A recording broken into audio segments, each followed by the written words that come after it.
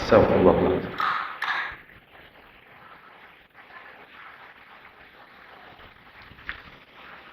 Astaghfirullahalazim. Astaghfirullahalazim. Astaghfirullahalazim. Alladzi la ilaha illa huwal hayyul qayyum wa atubu ilaihi. Assalamualaikum warahmatullahi wabarakatuh. A'udzu billahi minasy syaithanir rajim. Bismillahirrahmanirrahim. Alhamdulillah. Assalatu wassalamu ala Rasulillah wa man tabi'al huda wa wala wa ba'd. Terima kasih Tuan Pengerusi Majlis. Saya kira sahibul fadilah Al-Fadil Ustaz Uzailan bersama dengan kita, Al-Fadil dan Al-Afadil, Tuan Imam dan pegawai-pegawai masjid, pegawai syara, pemimpin setempat, para asatizah, seterusnya yang pasti saya muliakan, hadirin hadirat yang sama-sama memanjangkan niat iktikaf dalam rumah Allah pada malam ini. Walaupun sebenarnya kita ada pilihan untuk balik sekarang, tapi kerana ingin menambah kebaikan, ganjaran, keredaan Allah, maka kita memanjang niat iktikaf dan berada pula dalam majlis kita pada malam ini. Dalam Sahih At-Tirmizi menceritakan daripada Abi Dzar Al-Ghifari tentang Nabi membangunkan solat tarawih pada 23 bersama dengan jamaah, kemudian 25 bersama dengan jamaah, kemudian 27, sehinggalah kemudiannya mereka menunggu dan Rasulullah tidak lagi menunaikannya secara berjamaah. Dan ketika Nabi mengimamkan tarawih secara berjamaah, Nabi menyebutkan pada ketika itu, barang siapa yang menyempurnakan solat bersama dengan imam, maka orang itu ka'annahu qama lailatin, dia sama macam bangunkan solat malam sepanjang malam.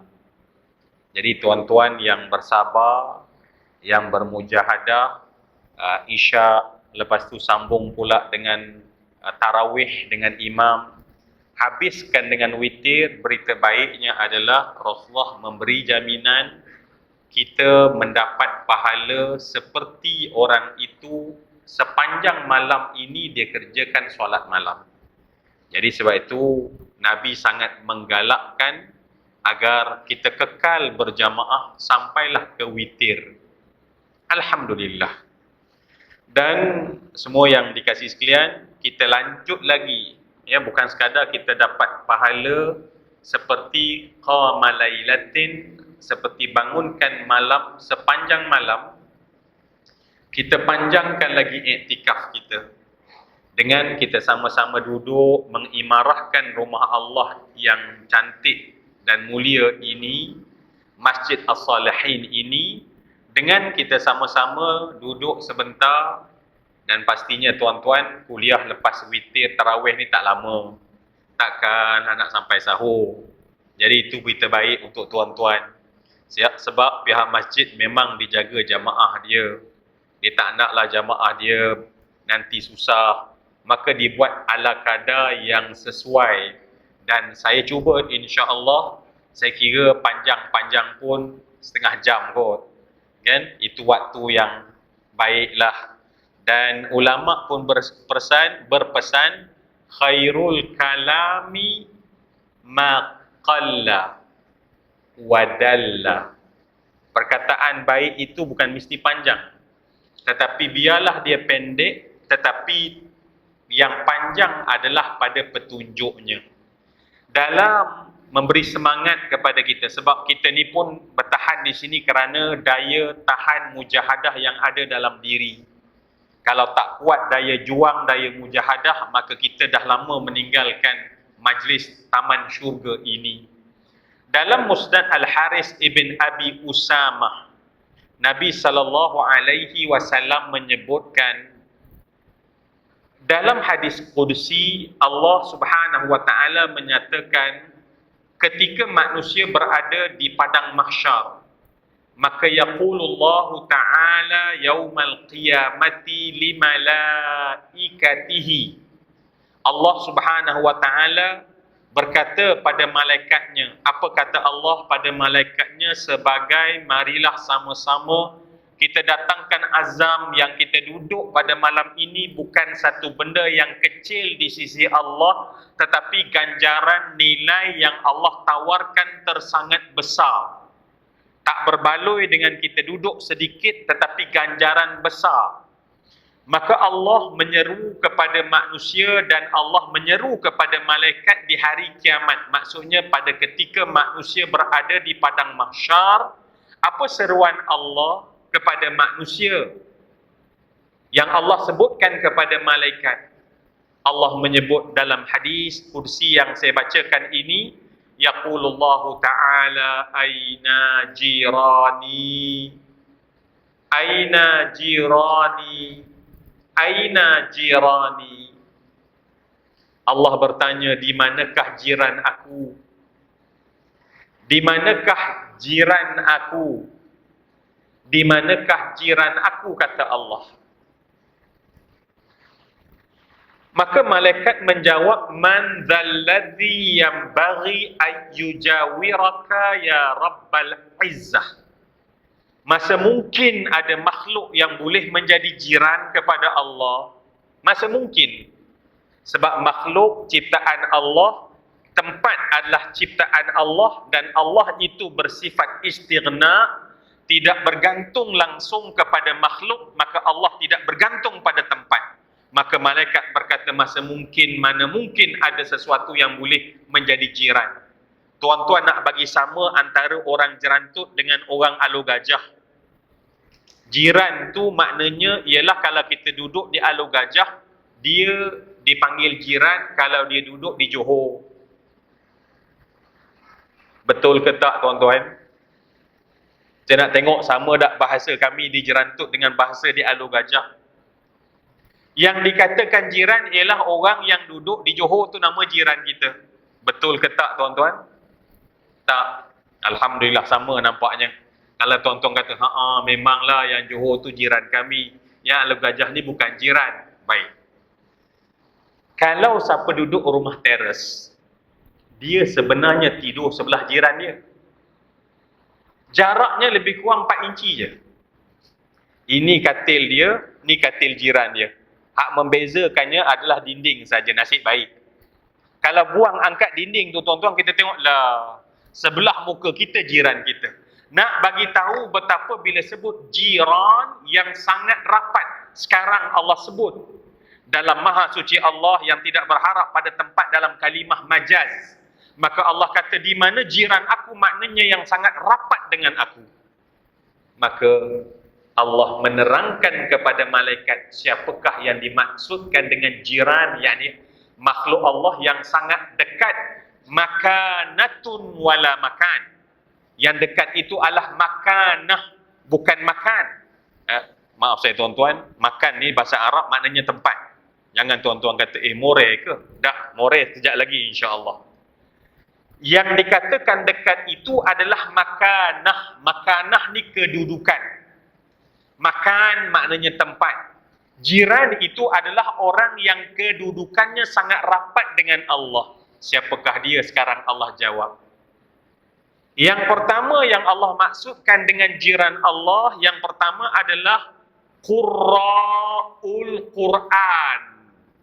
Allah tanya, aina Qurra'ul Quran?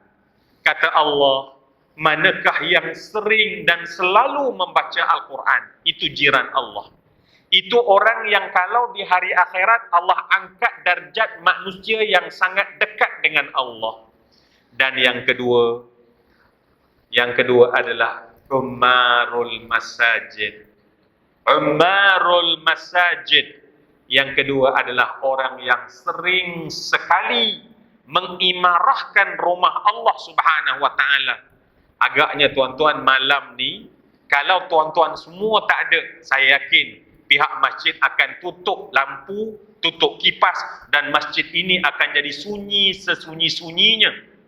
Tetapi kerana adanya jamaah, dan jamaah itulah tuan-tuan dan puan-puan, maka tuan-tuan sedang mengimarahkan masjid.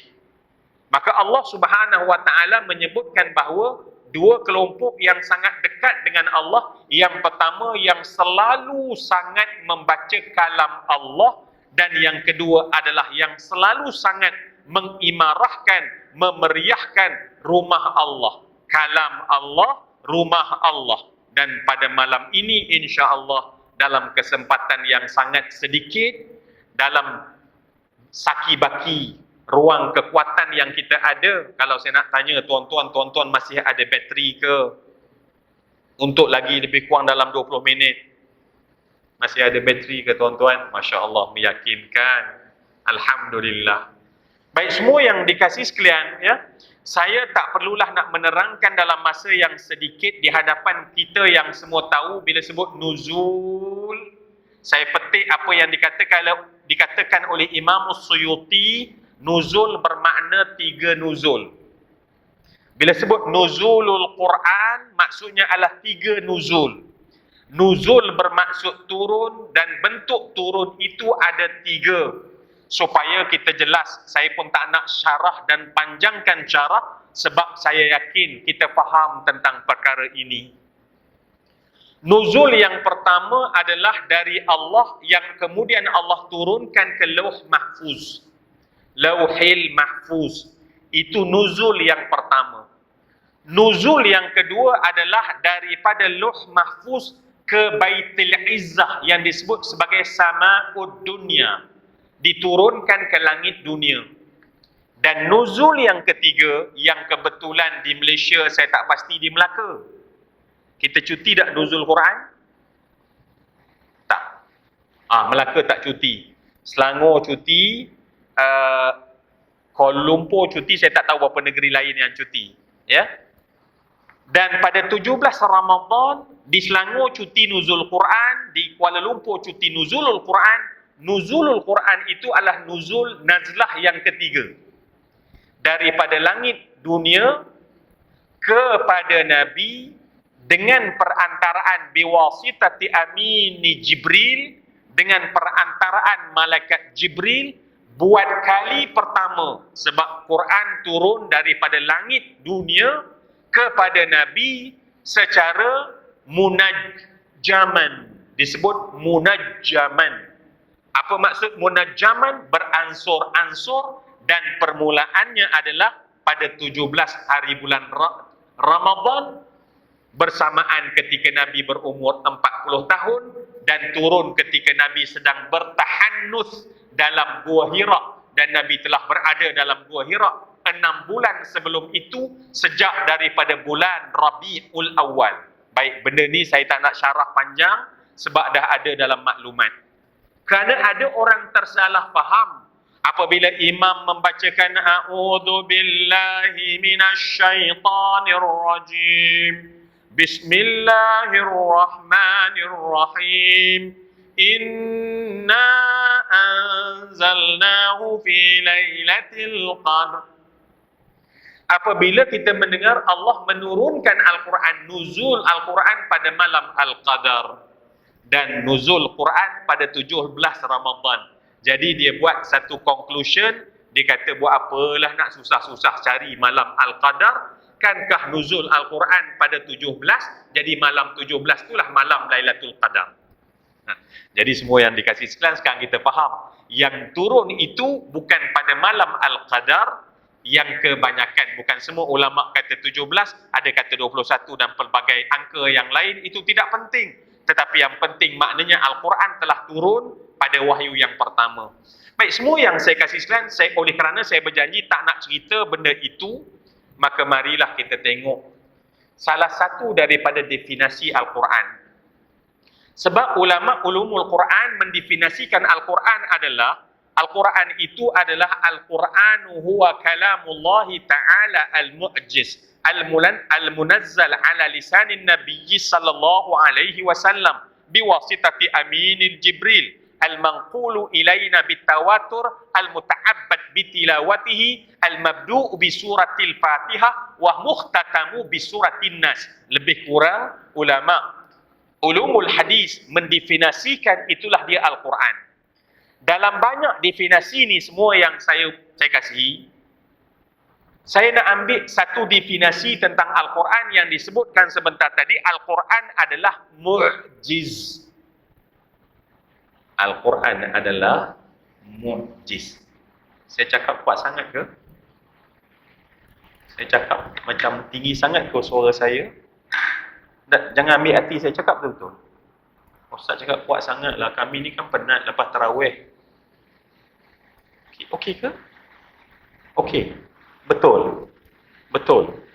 Muslimah, suara saya okey tak? Okey, jangan tuan-tuan nanti balik rumah kan, yang isterinya balik lambat, suami dah tunggu, suami tanya, yang apa yang Ustaz ceramah tadi? Entahlah, mic dia bergema. Dia pun nampak semangat sangat, tapi nak menegur dia sekarang, cik hati pula, nanti dia left group. Baik. Jadi kata tuan-tuan, kerana suara saya macam tuan-tuan boleh dengar dengan selesa, maka saya sambung dengan tempo ini. Ya, walau bagaimanapun kalau tuan-tuan rasa tiba-tiba gegendang, tuan-tuan bagi tahu tuan-tuan, bagi tahu penceramah suruh slowkan sikit, saya slowkan serta-merta tuan-tuan. Sebab majlis ni majlis kita, bukan majlis orang lain. Kita pakat sama-sama kita adik-beradik insya-Allah. Baik. Salah satu daripada definisi Al-Quran adalah mu'jiz. Mu'jiz. Hari ni hari merdeka ke tuan-tuan? Belum lagi kan? Bulan 8 hari kemerdekaan kalau di Kuala Lumpur. Melaka apatah lagi, kita tempat yang mengisytiharkan kemerdekaan. Oh, tapi sambutan awal hari merdeka, alhamdulillah. Baik. Kat mana tadi? Kat mana? Masya Allah, hebatnya tuan-tuan di Masjid Solehin. Saya dah hilang fokus, tapi tuan-tuan tajam fokus dia kan. Membetulkan hadis Nabi dalam riwayat Abu Dawud, naddarallahu mra'an sami'a minna syai'an faballaghahu kama sami'ahu farubba muballighin aw amin sami'in. Kata Nabi, Allah akan beri cahaya pada siapa yang dengar dari kami dan sampai seperti yang dia dengar. Berapa ramai orang yang disampai itu sebenarnya lebih cerah dari orang yang menyampai. Betul kan tuan-tuan? Tengok kuatnya anggur. Patut janganlah anggur kuat sangat. Sebab tu Nabi puji tuan-tuan. Nanti kecil hati saya. Memang Ustaz, kami lebih tajam pada Ustaz. Memang betul, tapi ambillah hati tuan-tuan malam-malam ni. Baik, kita sambung balik. Apa makna mukjizat? Yang ni kena bentuk perbincangan tuan-tuan. Nak ceramah malam-malam penat. Apa maksud bila sebut mukjizat? Sebab saya akan terangkan yang ni je. Bukan maksud terang, saya ajak berbincang. Ini saja daripada beberapa definisi yang kita katakan tadi yang banyak bersifat teknikal. Bila sebut mukjizat, apa mukjizat tuan-tuan? Baik. Oleh kerana ramai menjawab dalam hati, saya harap saya dapat tangkap jawapan tuan-tuan. Tapi kalau saya tersalah terjemahan dalam hati tuan-tuan, betulkan saya. Baik. Tuan-tuan memberi jawapan yang saya dapat tangkap sebentar tadi. Mukjizat itu dari kalimat bahasa Arab yang asalnya adalah ajzun. Saya mohon izin minum tuan-tuan. Okey, saya nak test mic. Tuan-tuan kata macam ni, cenggini tadi kan? Okey. Mukjizat daripada perkataan apa? Yang saya sebut tadi. Apa dia? Ajzun. Okey. Memang mantap lah tuan-tuan ya. Bukan sekadar pandangan yang cekap, pendengaran yang cekap, hati yang tajam. Masya Allah, memang kalau setengah jam memang cukup lah tuan-tuan. Kalau tak berapa cekap tu kena 2 jam pun tak guna tuan-tuan. Baik, ajzun dalam bahasa Arab bermaksud lemah. Ajzun, orang selalu cakap mukjizat. Kita kadang-kadang tak ternampak apa dia punya kata akar perkataan itu. Kata akar bagi perkataan mukjizat adalah ajzun. Dan ajzun maknanya adalah lemah. Lemah. Jadi tuan-tuan, mukjizat apa makna? Mukjizat maknanya melemahkan. Maksudnya melemahkan adalah siapa yang nak melawan Al-Quran, maka Al-Quran akan melemahkan dia. Siapa nak berhujah dengan Al-Quran, Al-Quran akan melemahkan dia. Man arada mu'nisan, kata ulama, man arada mu'nisan fallahu yakfi, wa man arada hujjatan fal Qur'anu yakfi, wa man arada al-ghina fal qana'atu takfi, wa man arada wa'idhan fal mautu yakfi, wa man lam yakfihi min kulli hadha fanaru takfi. Barang siapa nakkan sesuatu yang boleh menenangkan jiwanya, Allah cukup untuk dia. Barang siapa nakkan jadi hujah, Al-Quran cukup untuk dia. Barang siapa yang nak menjadikan seorang dia itu kaya, maka qanaah cukup untuk dirinya. Barang siapa nak setiap hari tazkirah, bukan hanya ada di masjid salihin, tetapi saya nak tazkirah pada setiap hari, kematian cukup untuknya. Maka dalam nasihat tadi bagi tahu, barang siapa 4 perkara ini masih belum cukup untuknya, nerakalah cukup untuk dia. Baik, Al-Quran ni semua yang saya hormati dan saya kasihi sekalian. Jadi ustaz bila dah keluar tu maknanya tinggal 10 minit lagi tuan-tuan. Masya Allah. Pihak masjid ni baik sangat tuan-tuan. Saya sampai, dia sambut. Ya. Kemudian kalau dengan saya dia baik, dengan jamaah lagilah baik tuan-tuan. Saya sekali-sekala. Tuan-tuan hari-hari. Jadi tu Masya Allah. Berkat Masjid Solih ini insya Allah. Jadi saya nak cuba cepat dalam masa yang singkat ini tuan-tuan. Maknanya saya nak bagi tahu, kalaulah Al-Quran itu melemahkan siapa nak lawan dia, siapa nak menyanggahi dia, siapa nak berhujah dengan dia sejak zaman dulu, pakar syair yang begitu hebat syair mereka sehingga setiap tahun syairnya digantung di Kaabah kerana ketajaman bahasa syuara tersebut. Tetapi saat dia berhadapan dengan Quran, mereka tak mampu nak berhadapan sebab Quran itu mukjizat, melemahkan. Baik, semua yang saya kasih sekalian, malam ni sempena nuzul Quran, boleh tak tuan-tuan kita buat satu azam dalam hati? Kita letak satu azam dalam hati. Apa azam dia? Kita cakap pada Allah pada malam penuh berkat malam ni, ya Allah, kami nak Al-Quran itu kami dampingi bersama dengan kami sampailah ketika Al-Quran itu ada dengan kami takkan rasa lemah sebab kami telah ada kekuatan yang boleh melemahkan apa saja. Ada orang takut dengan sihir, minta jauh tuan-tuan ni kita cakap, tapi kita minta jauh. Maka kita ada Al-Quran yang melemahkan mana-mana sihir. Mungkin kadang-kadang dalam kehidupan berumah tangga, suami rasa lemah dengan apa yang dibuat oleh isteri. Isteri rasa kecewa dengan apa yang dibuat oleh suami. Kadang-kadang suami down, isteri down. Orang temeluh kata, awak down ke? Ketika kita bawa Al-Quran dalam diri kita, tuan-tuan, tak ada benda yang boleh melemahkan kita. Ketika Al-Quran kita dekat dan dampingi, tidak ada benda yang menjadikan kita down. Walaupun mungkin tiba-tiba ada orang benci kita, ada orang kutuk kita, ada orang tohmah kita. Dengan sebab kita ada Al-Quran, maka Al-Quran itu melemahkan apa saja. Orang kutuk, orang maki, orang caci, orang hasad.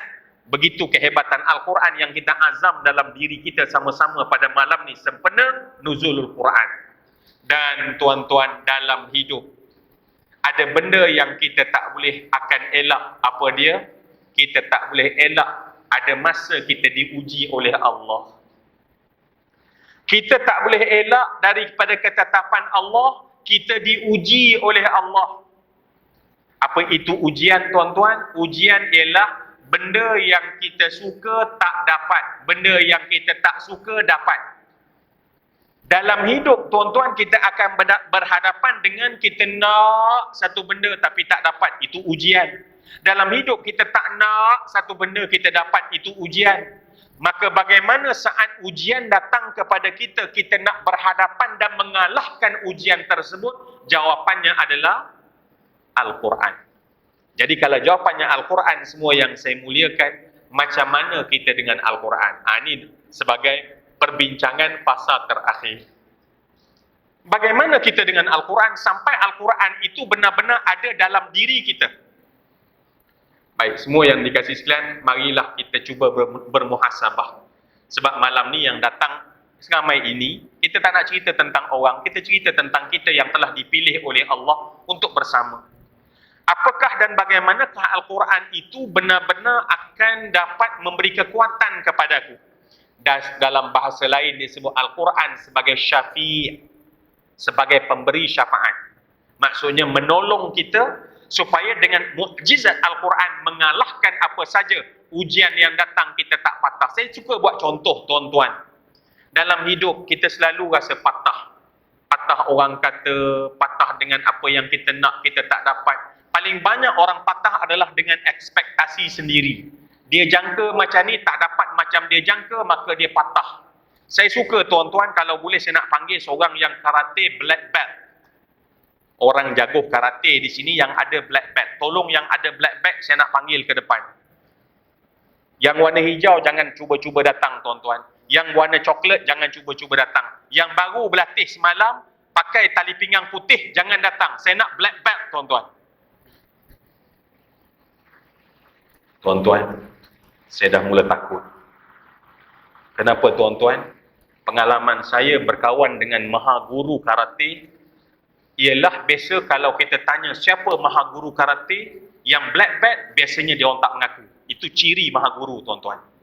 Jadi bila tuan-tuan tak menjawab tu menunjukkan tuan-tuan memang maha guru karate. Sebab menepati ciri-ciri. Kalau nak mengangkat tangan tu barulah baru apa tu? Orang kata tali pinggang putih. Tali pinggang putih ni tuan-tuan kalau duduk seorang dia macam tu, tu baru tali pinggang putih tuan-tuan. Tapi maha guru ni macam yang depan saya. Saya tanya dia diam. Itu memang kalau boleh memang semuanya adalah black belt karate. Baik, oleh kerana terlampau ramai saya tak boleh nak ajak seorang termasuk muslimah rupanya. Muslimah pun diam. Kami di Alor Gajah ni ustaz, sejak daripada Gajah 2, Gajah 3 dah memang main karate sampai malam ni. Masya Allah, ustaz nak suruh karate apa? Itu kan soalannya. Sahabat saya pun gaya-gaya pandang tu memang gaya maha guru karate gayanya. Cara dia tenung maha guru ni lain tuan-tuan. Semua yang saya kasih sekarang ni, saya nak bawa contoh kenapa supaya kita sedar, kita nampak, kita faham. Sebab kita selalu menyalahkan keadaan. Kita selalu menyalahkan orang. Kita selalu menyalahkan masa. Kita selalu menyalahkan tempat. Kita selalu menyalahkan bos kita. Kita selalu menyalahkan kawan kita. Kita selalu menyalahkan pasangan kita. Tuan-tuan, kalau pengurusi majlis dah keluar, tuan-tuan saya tak tahu tinggal berapa minit lagi. Kalau ustaz keluar tinggal lagi 10 minit, kalau pengurusi majlis. Tuan-tuan boleh tak saya minta merayu waktu kecederaan? Sekarang saya pakai waktu kecederaan. Boleh ke? Betul ke ni? Jangan tuan-tuan rasa macam, ya Allah, berilah hidayah pada Zuramli, ya Allah. Campakkan dalam hatinya dia insaf dan sedar bahawa sebenarnya masa dah malam, ya Allah. Esokkan kami kerja, ya Allah. Baik. Pengurusi saya pakai waktu kecederaan. Apa tadi kat mana tadi tuan-tuan? Tengok saya dah terlupa kat mana? Tengok saja tak nak jawab kan? Kalau jawab kan panjang. Kita jangan jawab. Tengok pakat ramai-ramai tak baik tuan-tuan macam tu. Ya? Black belt. Macamlah kadang-kadang kita ceramah panjang-panjang, kalau boleh berhenti dah tiba-tiba. Siapa ada soalan? Semua jangan jawab. Ada pula angkat tangan seorang, ya Allah, kita geram betul, apa dah tanya, PM tepi lah, kan? Baik. Sekarang tuan-tuan, saya oleh kerana terlampau ramai dalam masjid ini adalah black belt, saya tak boleh pilih seorang sebab nanti akan bertelagah di luar, kan? Kenapa ustaz pilih dia? Saya pun black belt. Jadi tak nak berlaku percagahan tuan-tuan, saya andaikan saja. Biasa tuan-tuan nampak tak bila jago karate di karate papan tu? Tuan jawab, memang itu mainan kami kan? Masya Allah. Bila kita karate dia tuan-tuan, kita karate dia 1, 2, 3 tarik nafas fokus dan kemudian kita bismillah lawan beriman. Bismillahirrahmanirrahim. Allahu Akbar, kita pun karate, prak bunyi. Bunyi itu bunyi apa tuan-tuan? Bunyi papan patah. Soalannya adalah kita tanya pada papan, oh papan, kenapa kau patah? Tapi papan cakap apa? Papan cakap, kamu nanya. Maka tuan-tuan, papan akan kata memanglah aku patah sebab tekanan itu terlalu kuat. Betul tak tuan-tuan? Sebab kita gunakan tenaga kita dan kemudian kita hentam sampai jadi patah. Mana papan mampu bertahan kalau depan saya panglima-panglima yang black bag yang ada di sini. Baik. Jadi konklusinya apa tadi tuan-tuan? Papan patah kerana hentaman yang kuat dan kami patah sebab tekanan yang begitu kuat. Baik, semua yang dikasih sekalian. Kalau tuan-tuan boleh tangkap metafor saya, alhamdulillah. Sekarang tuan-tuan, kita bawa papan yang sama kualiti dia tuan-tuan. Sekarang jaguh karate black belt sedang bersiap dengan mengambil nafas. Ya, mengambil nafas, exercise terlebih dahulu. Dan kemudian dia pun mula mengangkat dia punya tangan dia untuk menghentak papan. Sebelum dihentak tuan-tuan, sekarang papan tu jangan letak macam ni, letak macam ni. Atau macam ni tuan-tuan. Dia pun, sebab dia pejam mata tuan-tuan, tarik nafas, papan macam ni tuan-tuan. Tadi papan macam ni tadi tuan-tuan. Sekarang kita susun je papan yang sama, tetapi kita susun macam ni. Kemudian dia pun tarik nafas dengan confident, dia pun lepaskan kekuatan dia, prak. Saya tanya tuan-tuan, bunyi apa? Nampak? Sekarang papan tiba-tiba jadi kuat. Bukan kita tambah tempel besi, reinforcekan kepadanya besi, tak. Papan yang sama tetapi sekarang papan itu jadi kuat. Kenapa papan itu jadi kuat? Rupanya manusia yang sama tetapi kalau dia tidak ada dalam dirinya Al-Quran, maka dihentak dengan ujian kita patah. Orang kata kita lemah. Kadang-kadang orang tak hargai kita, kita tak nak ulang buat baik lagi dah. Isteri masak sedap-sedap, tiba-tiba suami not even say thank you. Dalam hati isteri kata, tobatlah aku nak buat lagi dah. Mahal. Yang suami buat je belah kan. Tetapi kalau dibuat kerana Allah, adakah patah dengan sebab tak ucap terima kasih? Tak. Sebab aku buat kerana Allah, siapa yang ajar? Sebab aku dekat dengan Al-Quran. Kerana itu semua yang saya hormati dan saya kasih sekalian. Jadi bagaimana cara kita nak supaya Al-Quran itu masuk dalam diri kita? Saya mungkin memetik satu ayat Allah Subhanahu Wa Taala yang menggambarkan suasana ketika turun Al-Quran. Kita berada pada Quran yang telah turun 1400 tahun. Mungkin ada beza yang besar. Allah Subhanahu Wa Taala menyebutkan, a'udzubillahi minasyaitonir rajim, wa idza, dan apabila sami'u, para sahabat itu mendengar, ma unzila ilar rasul, apa yang Allah turunkan kepada Rasul. Pertama, tara a'yunahum tafidu minad dam'i, Allah kata, pertama yang kamu lihat wahai Muhammad, pada mata-mata mereka berlinangan air-air mata. Kenapa mereka berlinangan dengan air mata? Mimma arafu minal haqq, sebab mereka telinga. Sekarang ada telinga mendengar wahyu dari Allah, mata mengalirkan air mata kerana pada ketika itu mereka mengetahui kebenaran yang datang daripada Allah. Dan kemudian mereka berkata, yaqulu rabbana amanna faktubna ma'asyahidin. Wahai Allah, kami beriman ya Allah dengan Engkau ya Allah, tuliskan kami pada malam ini. Kita sebutlah dalam konteks kita, tuliskan kami bersama dengan golongan syahidin. Baik, semua yang dikasih sekalian, apa konklusi dia? Al-Quran akan masuk dalam diri setelah kita baca, maka mesti difahami. Arafu minal haqq.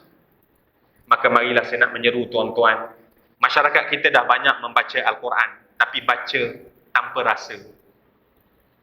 Kita baca Al-Quran tanpa rasa, sedangkan yang mereka dengar adalah kebenaran, bukan kesedapan qari. Kita hari ini nak bagi sedap Al-Quran, panggil qari-qari yang sedap. Tak. Bukan syaratnya qari yang sedap, tetapi kita memahami Al-Quran daripada basmalah, hamdalah, sampailah kepada sadaqallahul azim. Di dalamnya, Masya Allah, ada benda yang kita patut rasa dalam hati kita. Semua yang saya kasih sekalian, Rasa itulah yang perlu kita naik kepada another level, naik lagi atas, bukan hanya baca. Sebab sering kita kata Al-Quran bulan Ramadan tadarus. Tadarus kita bermaksud baca, tak bulan Ramadan. Sepatutnya kita lebih memahami Al-Quran. Ya, kita panggil Ustaz Huzailan, panggil Al-Fadhil Ustaz, Ustaz kami dah khatam Quran. Tapi apa makna alif lam mim yang bila dibaca ada orang menangis kerana rasa dalam hatinya. Ketika Allah sebut zalikal kitabu la raiba fihi hudal lil muttaqin, menangis lagi kerana mengharapkan Al-Quran itu akan masuk dan membimbing dan menjadikan kita seorang takwa. Jadi kerja kita banyak tuan-tuan. Jangan rasa puas hati, alhamdulillah 20 Ramadan ana dah khatam Al-Quran. Jangan puas hati, tapi jadikanlah daripada bulan Ramadan dan setelah daripada bulan Ramadan kita akan dapat menghayati makna dan tadabbur dengan faham melalui tafsir. Maka pada saat tersebut Ramadan mula datang masuk dalam diri kita. Saat Ramadan dah masuk dalam diri kita, tidak ada benda yang boleh melemahkan kita. Dan kemudian saat Quran telah masuk dalam dunia ketika kita hidup, maka dia akan kekal ketika kita mati. Ketika berada di alam barzakh, dialah yang akan menjaga kita. Sehingga tuan-tuan akan terkejut betapa adanya para hufaz yang alim dengan tentang Al-Quran. Saat mati, dunia dan bumi ini tidak boleh memamah reput tubuh dia. Kenapa? Sebab Al-Quran sedang menjaga dia. Kalau di dunia, Quran menjaga dia. Di alam kubur, tak ada lagi penjaga melainkan Al-Quran menjaga. Siapa mungkin pernah mendengar berita daripada Al-Azhar, seorang wanita kita, seorang pelajar kita yang hafiz Al-Quran belajar di Azhar, accident. Dan kemudian di Mesir ni tuan-tuan, dia punya kubur adalah tak macam kubur kita. Kubur di Mesir adalah tanahnya terhad. Jadi bila tanam letak dalam kawasan itu, selepas beberapa tahun yang diandaikan telah menjadi tulang badan kita tinggal tulang-tulang yang kering, maka dikeluarkan tulang tersebut, baru masuk jenazah yang baru. Dan tuan-tuan boleh dengar cerita yang masyhur di kalangan penuntut kita, bahkan orang Mesir sendiri. Dah habis 5-6 tahun yang kebiasaannya jasad menjadi reput dan tinggal tulang dan tongking sahaja. Maka ditarik keranda tersebut sebab nak ganti dengan jasad yang lain. Masya Allah. Hafizah ini tuan-tuan, di dalam tempat itu, dalam keadaan seperti sekarang baru dimasukkan, darahnya masih lagi mengalir akibat daripada luka kemalangan tersebut, dan bibirnya yang tersenyum. Al-Quran bukan sekadar menjaga kita di dunia, tetapi Al-Quran bila masuk dalam diri kita, dijaga hatta di alam kubur. Dan kita belum cakap ketika gawat di padang mahsyar nanti, kata Nabi, siapa lagi penyelamat kalau bukan Al-Quran? Al-Quran ni tuan-tuan, bukan Al-Quran tu, tetapi apa yang kita baca. Al-Quran 30 juzuk itu tuan-tuan ialah Al-Quran, tetapi yang menyelamatkan kita apa yang kita baca, apa yang kita faham, apa yang kita amal. Itulah yang akan menjaga kita. Cuba bayang, yang jaga rupanya sikit sebab hafal sikit. Dan tuan-tuan, kalaupun kita tidak boleh menjadi hafiz, tetapi banyak yang kita faham daripada Al-Quran, maka yang kita faham Al-Quran akan menjaga kita semua.